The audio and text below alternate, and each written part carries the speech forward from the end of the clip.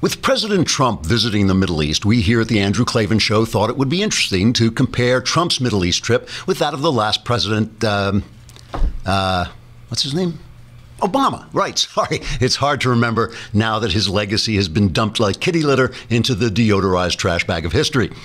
So where was I? Oh, right, comparing Trump's trip to President Pajamas. When President Osama traveled to the Middle East in June of 2009, he bowed so low to the rulers there, it looked as if he were engaging in some sort of submissive sexual act. Journalists trying to explain away the president's fawning servility in the presence of tyrants twisted themselves into complex positions that actually were submissive sexual acts. So the entire visit looked something like a daisy chain on a sadomasochistic porn site. Not that I've ever been on a sadomasochistic porn site, but I've heard about them. Conversely, at the start of Trump's trip, an image of the president several stories high was projected on the front of palaces where obscenely wealthy oligarchs live in garish luxury. Trump then left Mar-a-Lago and headed for Saudi Arabia. When President Bahama gave his famous speech in Cairo, Egypt, he apologized for American arrogance, saying, quote, "I am so sorry that we thoughtlessly built our World Trade Center in the exact spot where devout Muslims were trying to fly their hijacked jets." It was a typical example of how capitalist imperialism colonizes even the airspace that is being used by native cultures, unquote.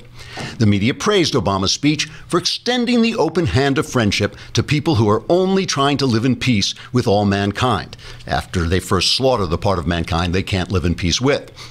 Donald Trump struck a somewhat different note in his speech, saying, quote, "Islamic extremists must be destroyed, and you better take care of this, because you don't want the task to fall to me, because look in my eyes. I'm crazy.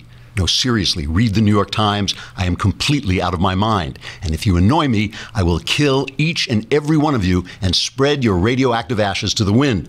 No, I mean it. I'm nuts. Just look at me. Booga booga," unquote.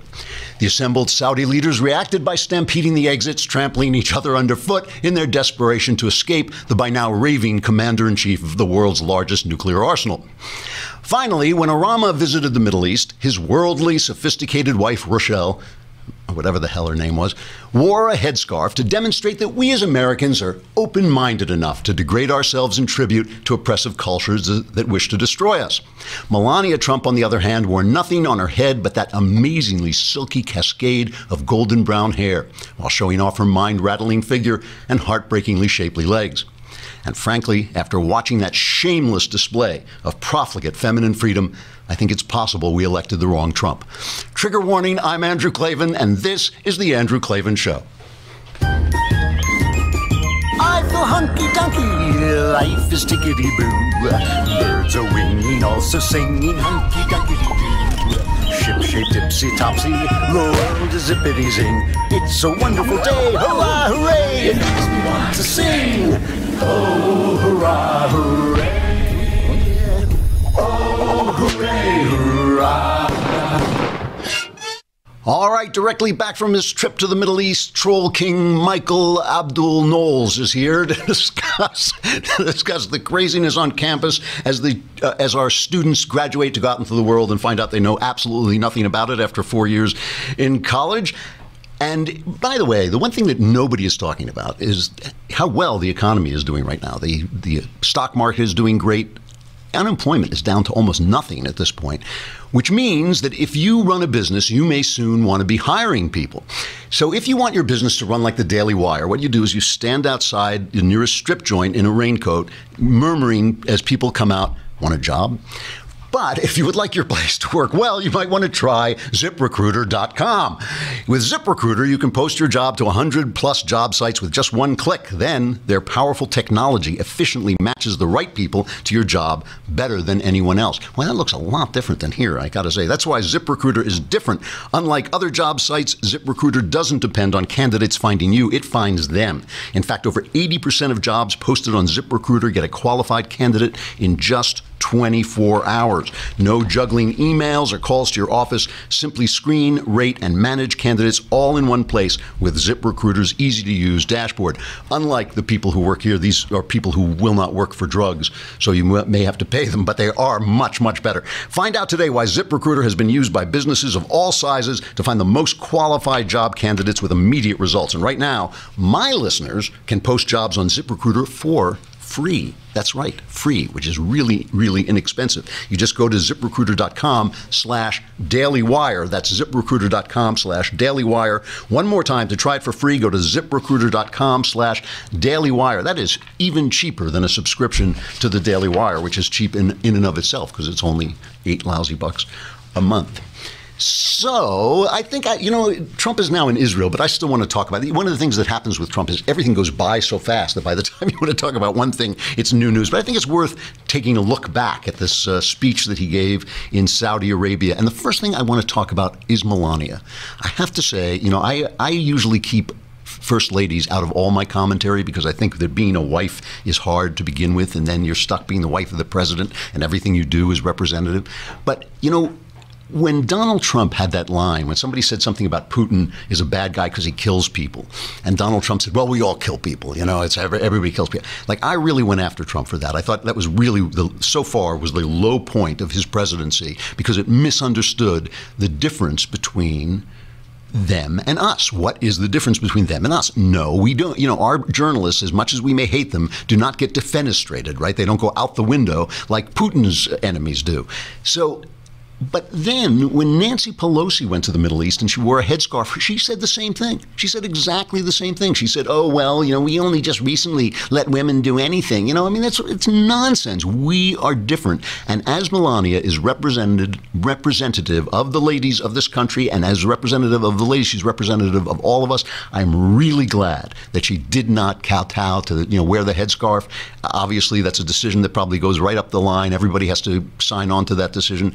She looked marvelous. I thought she looked excellent, and I was proud to have her there. And this is true of everything about the Obama administration. Looking back, is we score Trump rightly when he said, "Oh well, we kill people too." But that was Obama's entire attitude. His entire attitude was, "Oh yes, we've all made mistakes, but now I'm here. Now I'm here." It was not. It was not that as America is an example to the world in human rights. It was, I am an example to the world in human rights, but the rest of us have all made mistakes. So when we look at Trump's speech, we have to think first about what he is walking into. You can't judge something unless you know what it's for, right? You can't say, oh, this wine, this corkscrew is a good or bad corkscrew until you know it's meant to pull the corks out of bottles, right? So what was Trump trying to do? And you have to remember that Obama left the Middle East in a shambles, and it was on him. I'm not saying that he could have brought the Middle East to peace. I'm not saying he could have solved all the problems, but he made everything worse. And how did he make it worse? He made it worse because, like the little ponce of a college professor he was, he had a theory, and the theory had nothing to do with reality. And when he found out it had nothing to do with reality, he demanded that reality adhere to his theory. His theory was that all we had to do was make nice with Iran. And in order to make nice with Iran, that meant you had to leave our allies in the dust. Israel, Saudi Arabia, Egypt, you had to diss them, because what we had to do is bring Iran into the process. Once we bring Iran into the process, once we negotiate this wonderful new nuclear deal, they're going to see that we all, we're all together in this. And the problem is that is complete narcissism. The idea that people don't act for their own reasons the people in the Middle East who want to kill us have perfectly good reasons in their mind why they want to kill us. It has nothing to do with how we behave, except for the fact that we don't kowtow to them. So Obama's idea was he was going to, turn his back on Israel, going to turn his back on Saudi Arabia, and basically no problem with Islam. Anybody who says anything is wrong with Islam is nuts. And he turned Iran into this raving nuclear-bound power that has everybody terrified. Now, the good side of that, of course, is that because everybody's terrified, suddenly Israel doesn't look so bad. Suddenly America doesn't look so bad. Suddenly they're thinking, maybe we ought to rearrange this. So Trump is going over there to remind people that he is going to redirect America's feet to the Sunni side of the street. I shouldn't have said that. That was terrible. But if you just look at his speech for a minute, what you see was that he was trying to reestablish, right? It wasn't, I don't think it was a great speech. It wasn't a tear down that wall speech. He was just trying to reestablish that we are going to be in alliance with Saudi Arabia. And everybody said all this stuff. I was watching the commentary on the right. The commentary on the left was, well, okay, it wasn't as bad as his campaigns. His campaign was all, I hate Muslims. But now at least he didn't say that, blah, blah, blah, blah, blah.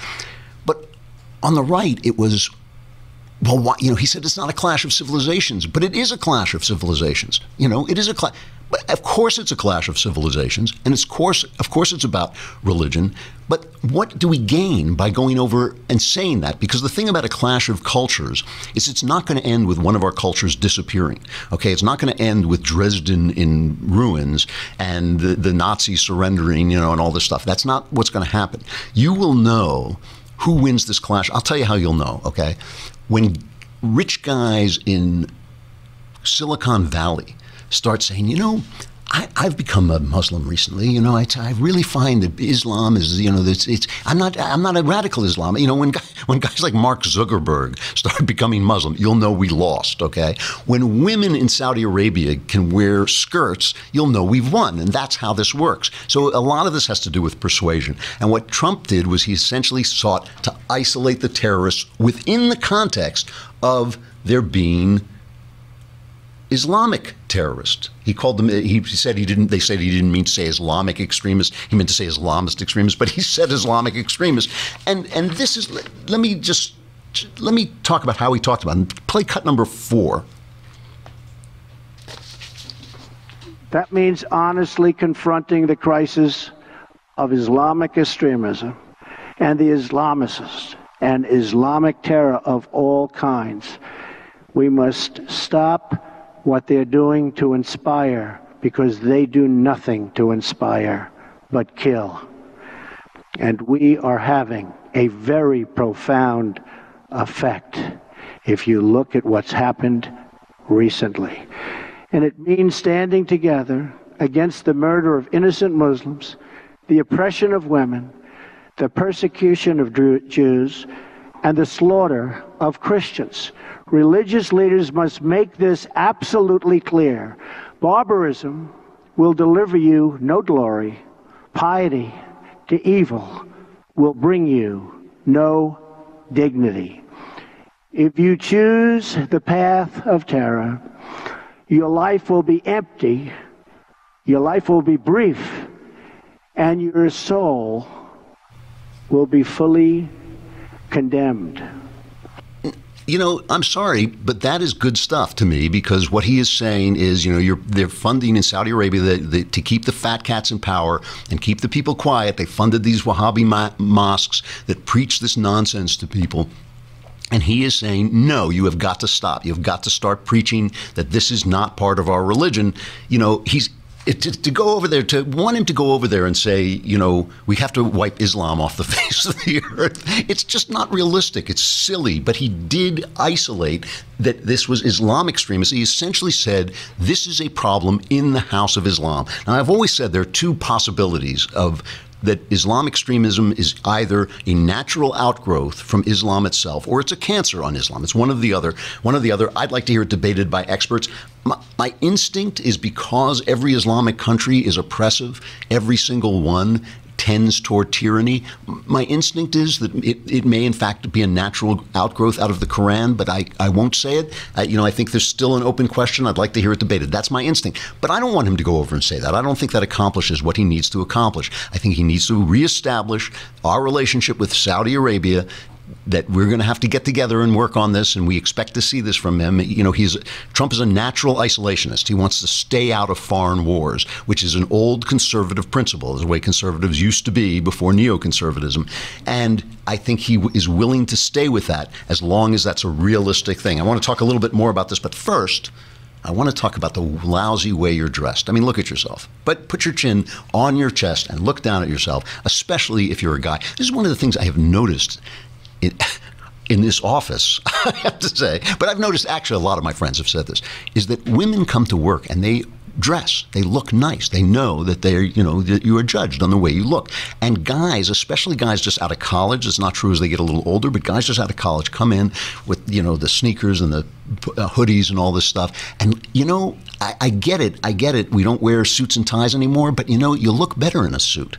You look better in a suit, and you look better if the suit is tailored to you. And that is why you might want to check out Indochino Custom Menswear, because this is a way, especially if you're starting out, but for anybody, this is a way you can get bespoke suits measured exactly for you at a lesser price, right? It makes it easy to do it. You go online, you have your spouse measure you, get your measurements and send them the measurements, or you can go into your local shop. That's what I did. I went into a local shop that they have in Beverly Hills, just a small place, and you go in and they do all the measurements they want, and then they have them on file, so all you have to do is go on the website and order what you want. And you get to pick everything. You get to completely construct, even your shirt, you get to construct what kind of collar you want. Do you want a pocket? Do you want, what kind of cuffs do you want? And you can really customize the whole thing, and it is made directly for you. You will look so much better than you look right now because, I mean, let's face it, look at you. I can see you from here, and it's disgusting.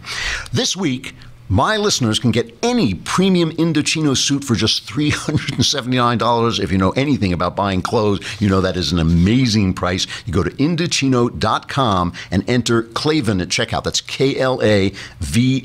And this is 50% off the regular price for a made-to-measure premium suit, and the shipping is free. Indochino.com. The promo code is Klavan, Klavan, for any premium suit for just $379 and free shipping. It's an incredible deal for a suit that will fit you better than anything off the rack ever could. You'll look a lot better. So let's just finish this up, and then we will get to Michael Knowles. We got to say goodbye to Facebook and YouTube, but come on over to thedailywire.com, and while you're there, subscribe for a lousy $8 a month, and then you can watch the whole thing there.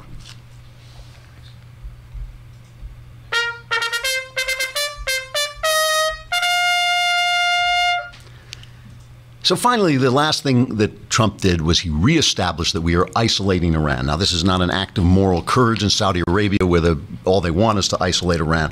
But, this is after 8 years. Remember, again, this is after 8 years of a guy who thought that we could make friends with these people and that if he could just, all he had to do is give them nuclear weapons and they'd be happy. No, he pretends that he has, Obama pretended that he was stopping them from getting nuclear weapons. We know that's not true.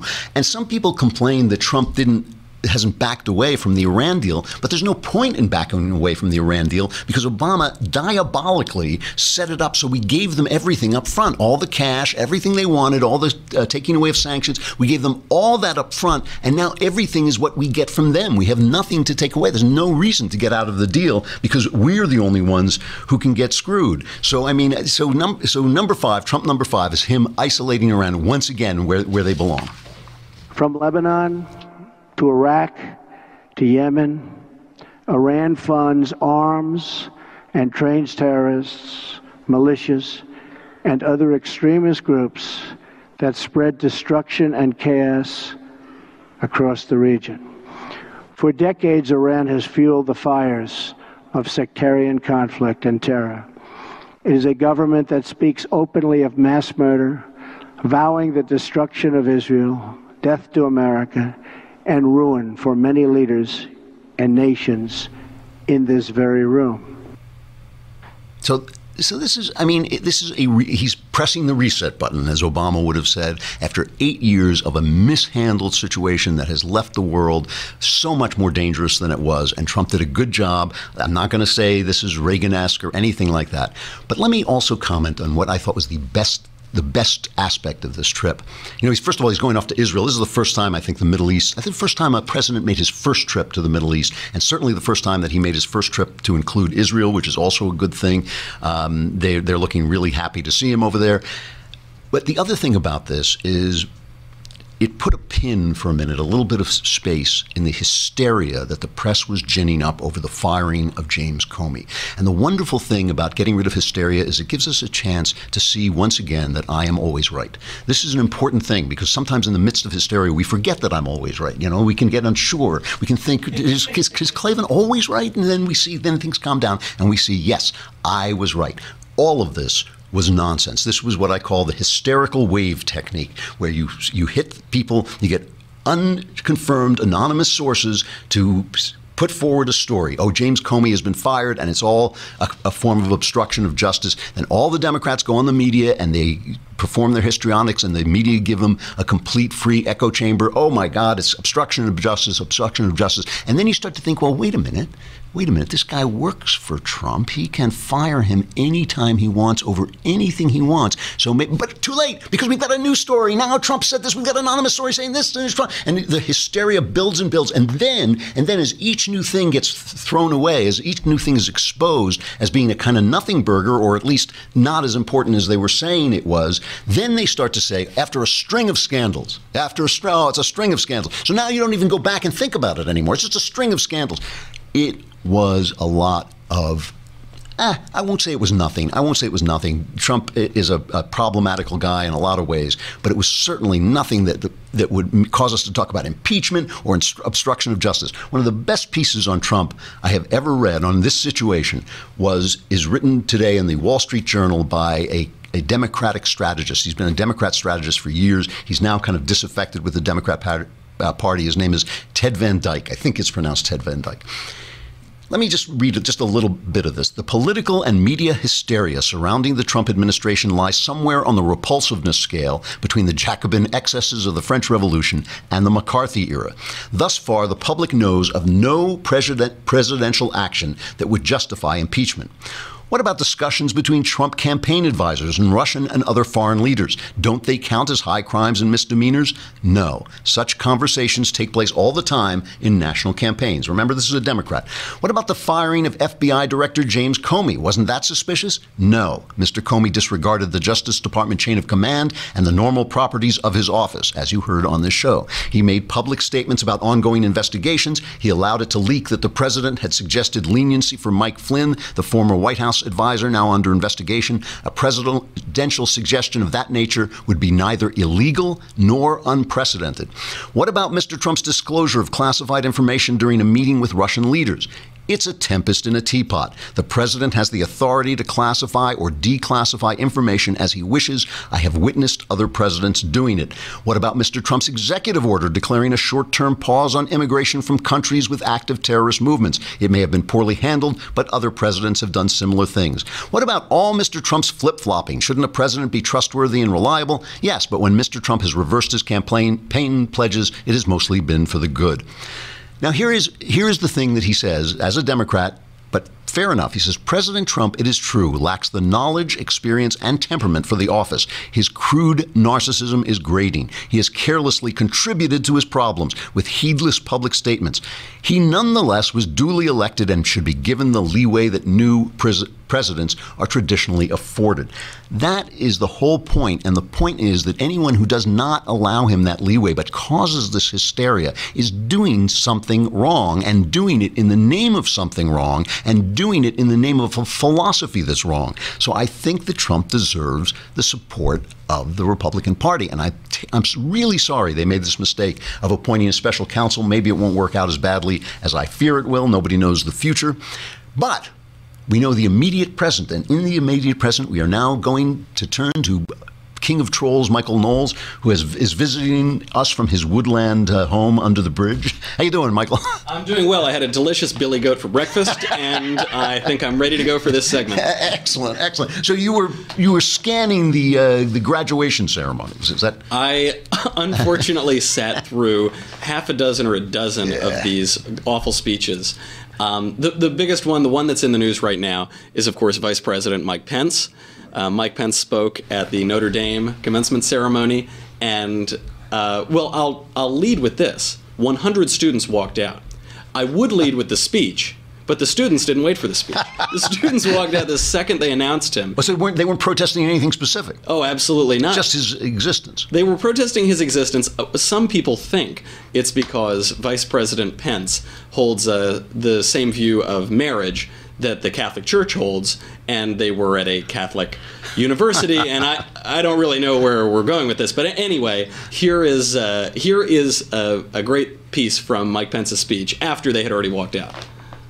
This university is a vanguard of freedom of expression and the free exchange of ideas at a time, sadly, when free speech and civility are waning on campuses across America. Everybody who needed to hear that statement had left, no had already longer left. at the ceremony. But there's 100 people. I mean, you can find 100 idiots anywhere, basically. You know? That's true. It's disheartening because these students ostensibly have been educated for 4 years. They've been educated at a serious institution. Notre Dame is no slouch school, and they walked out basically evidencing that their education hasn't been worth very much. Well, it's encouraging to think that by the time they're 40, approximately 73 of them will realize what idiots they were, and the rest will be working in journalism. That's exactly right. That's right. They'll have shows on ABC or something. But it does speak about their education, doesn't it? It does. And so I looked around at all of the other commencement addresses, and the jarring thing about all of them is that, with a few exceptions, obviously Mike Pence, some statesmen and politicians give speeches, they were almost all celebrities, almost to a man. I mean, or celebrity business people. So Tim Cook, Howard Schultz, Deepak Chopra. Oh, you're kidding me. Will Ferrell. No, really? Yeah. Where did Will Ferrell get? First I've got to play you. I've got to play you the insipid twaddle from Deepak Chopra's speech. Do we have that cut? I would like to ask you, what is your story? What is your backstory? What is your current story? Where do you intend to go with your future story? What will happen when you get to the mountaintop? And will you come back to inspire others? Because a life that is not... You can cut it there.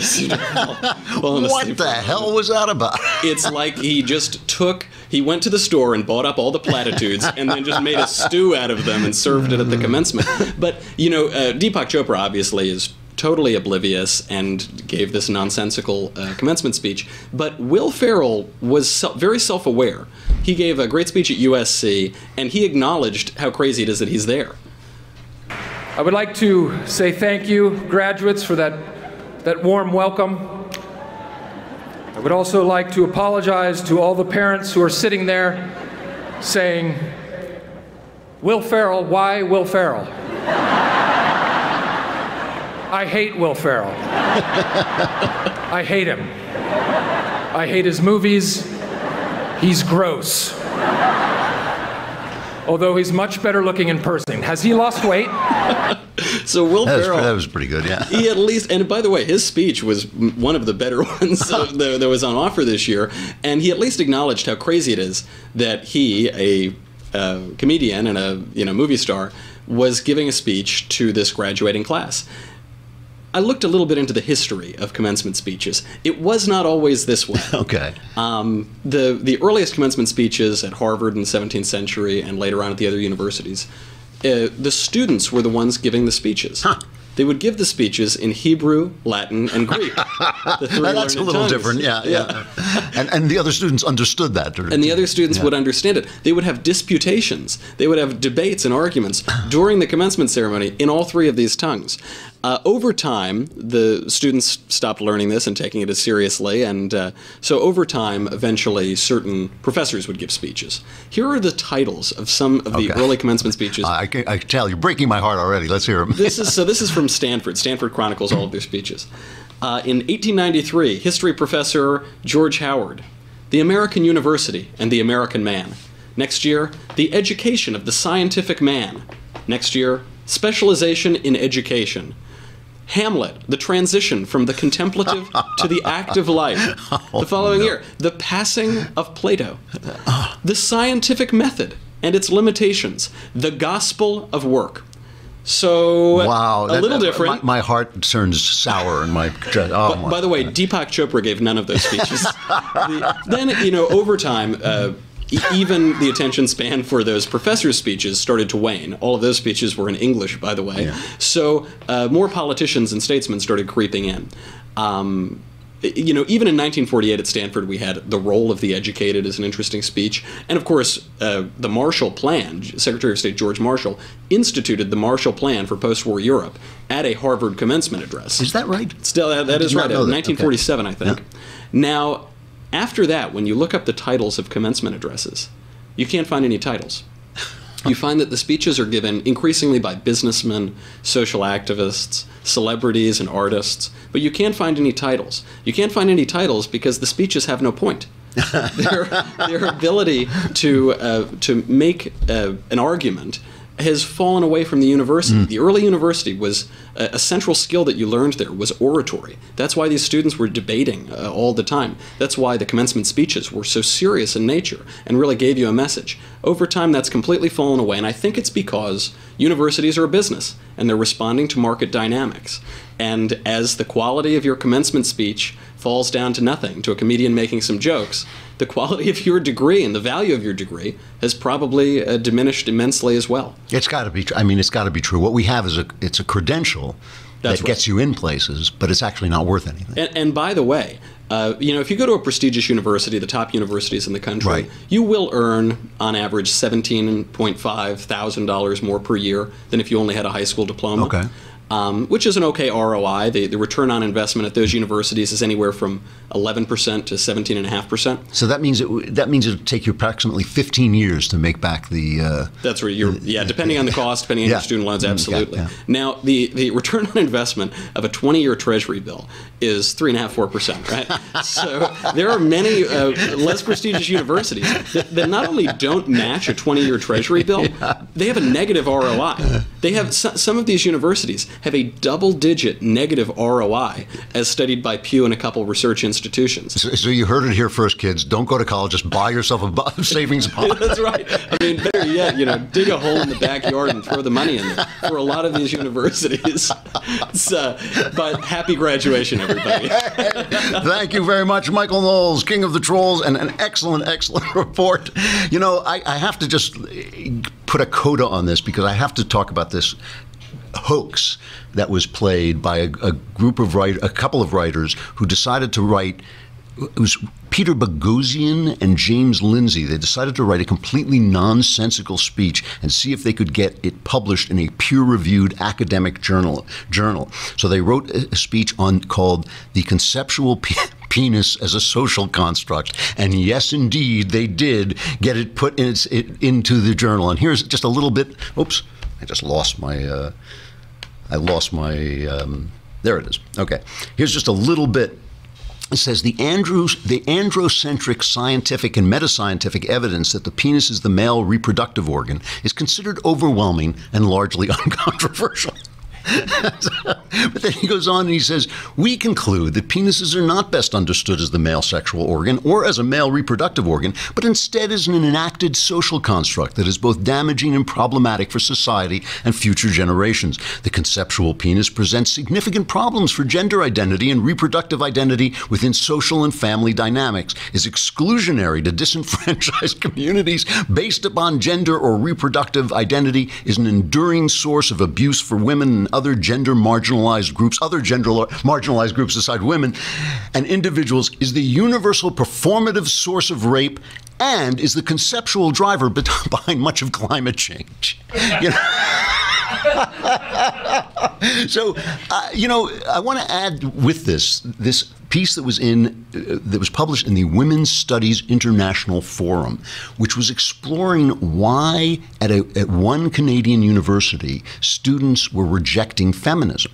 It says, this paper explores, this is the abstract, this paper explores student resistance to feminist course conduct in social science courses, cross-listed with women's studies as an example of social reproduction at work.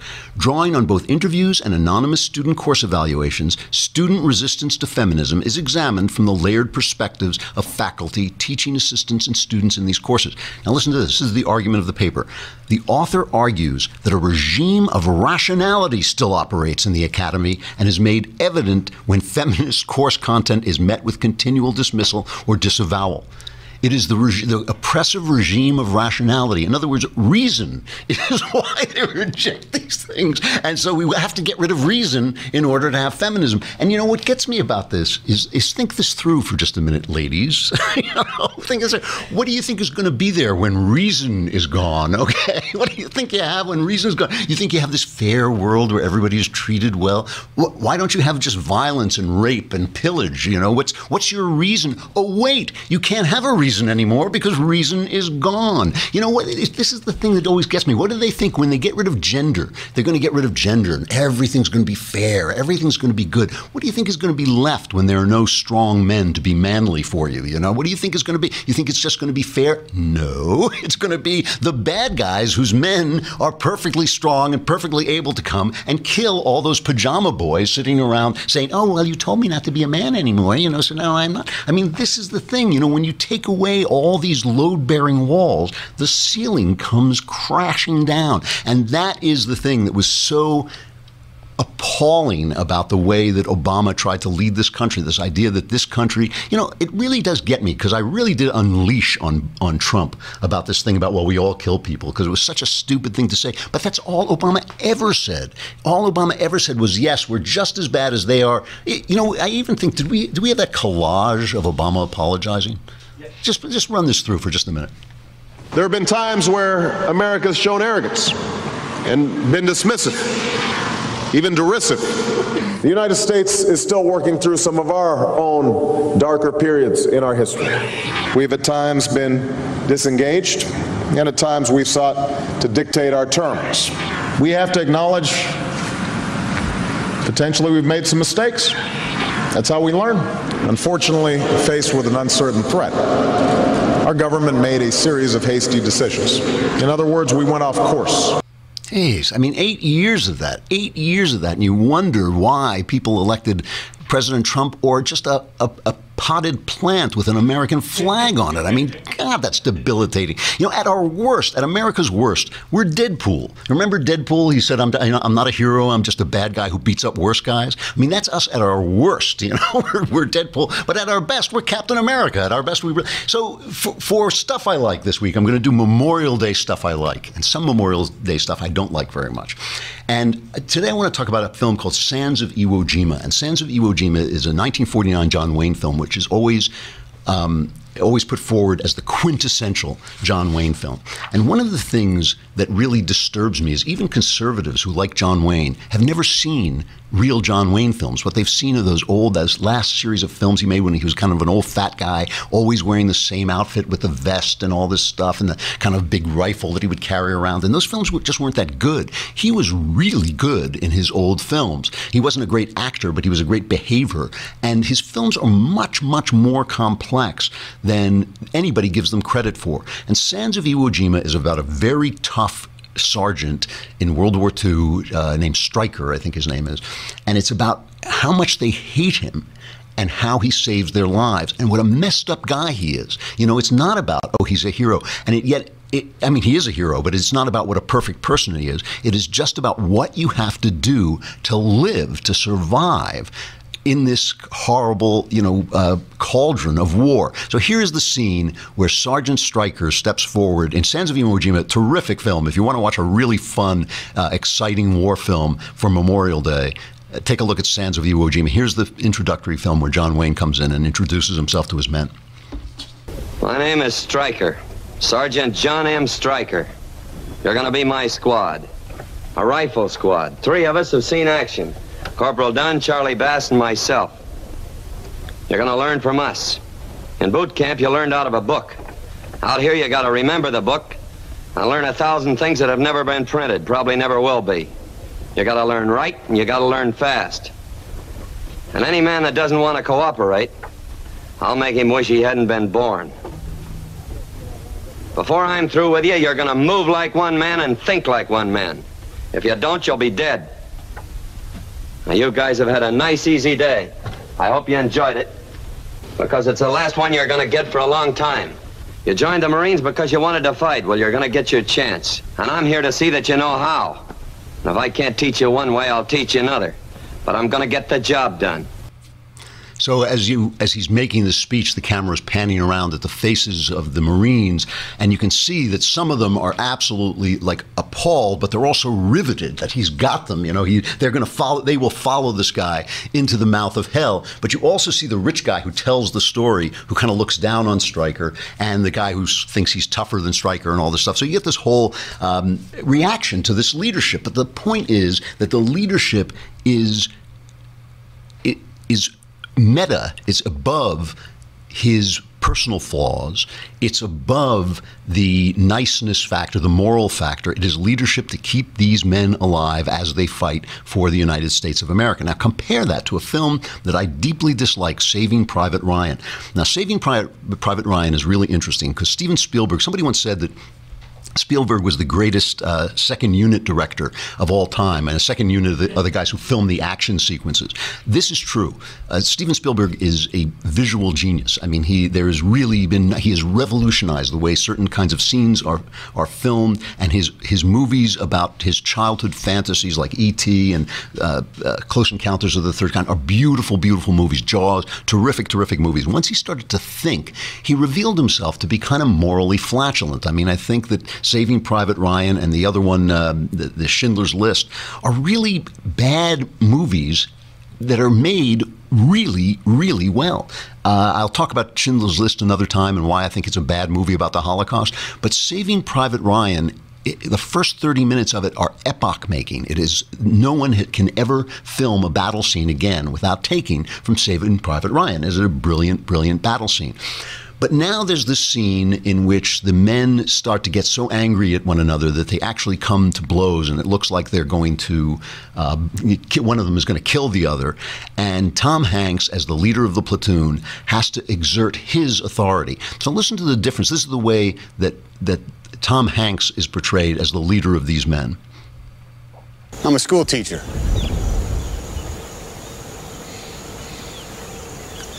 I teach English composition. This little town called Adley, Pennsylvania. It's, the last 11 years, I've been at Thomas Alva Edison High School. I was a coach of the baseball team in the springtime. Be doggone. Back home, and I tell people what I do for a living, and they think, well, nah, that figures. But over here, it's a